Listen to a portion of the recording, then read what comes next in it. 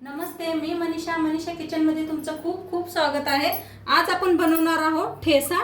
तर ठेस्यासाठी घेतलेत बघा मी पिकलेल्या मिरच्या घेतल्या त्या लाल बघू शकताय, आणि इकडं लसूण घेतलाय, पुदिना घेतलाय बघा नीट करून, कोथिंबीर घेतल्या, आणि इकडं हिरवे शेंगदाणे घेतलेत बघा अशापैकी मिरच्या घेतल्या त्या मी, आणि ही मोडून घेतल्या त्या, ही बी अशा मोडून घ्यायच्या म्हणजे बारीक होतात लगेच। हे पहा,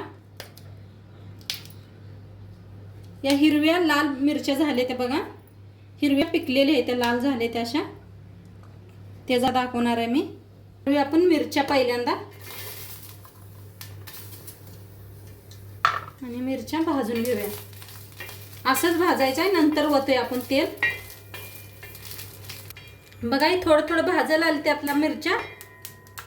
वल्ले शेंगा होत्या मी फोडून घेतलेल्या आहेत बघा, एक वाटी घेतल्या, त्याच्यात घालूया, त्याला बी भाजूया मिरच्या संगचा।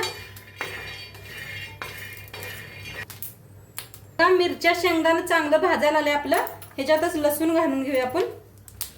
आणि लसूण मी एक मोठी गड्डी घेतल्या बघा, सोलून घेतले, ते बी हलवून भाजून घेऊया बघा। मस्त भाजायला आले, कसा आवाज यायला आलाय, चट चट चट चट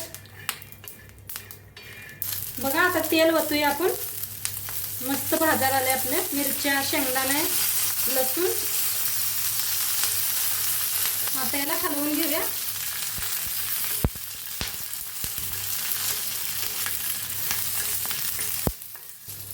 बघा। आता एक चम्मच जिरा घेतलाय, बारका चम्मच आहे, असं तेल घालायचं म्हणजे मस्त भाजतात आपले जिरं।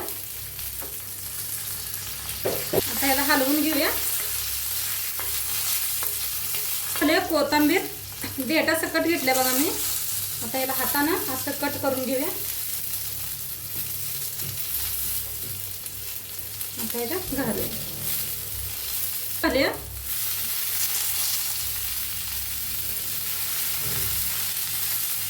आता ह्याला बी हलवून घेऊया बघू शकताय, सगळं मस्त भाजलंय आपलं, मिरची सगळं भाजले, व्यवस्थित भाजले। आता बंद करूया गॅस। आता ह्याच्यात बघा एक चम्मच मीठ टाकले, करायचं गरम गरम आहे तवनच पकडणं धरून ह्याच्यातच चेचून घ्यायचं, म्हणजे बघा तुम्ही कसा लागते मस्त ठेसा, ह्याच्यातच आपण बारीक करून घ्यायचं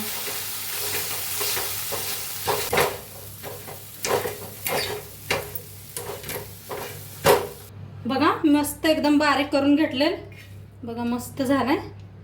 आणि लय बी बारीक छान नाही वाटत, असं दातात जरा मोठं मोठं असलं का नाही मस्त लागतंय बघा। आता आपण सर्व करूया बघा, ठेसा बनवून तयार आहे, मस्त झालाय ना। भाकरी संग, चपाती संग, भाता संग बी खाऊ शकताय, मस्त झालाय आपला। दाखवते बी मी तुम्हाला बघा, मस्त दिसायला आलाय ना लाल मिरचीचा ठेसा। नक्की करून बघा तुम्ही बी घरी, आणि कसं वाटलं व्हिडिओ नक्की सांगा मला। आवडल्यास लाईक करा, शेअर करा, कमेंट करा, सबस्क्राईब करा चॅनलवर नवीन असाल तर।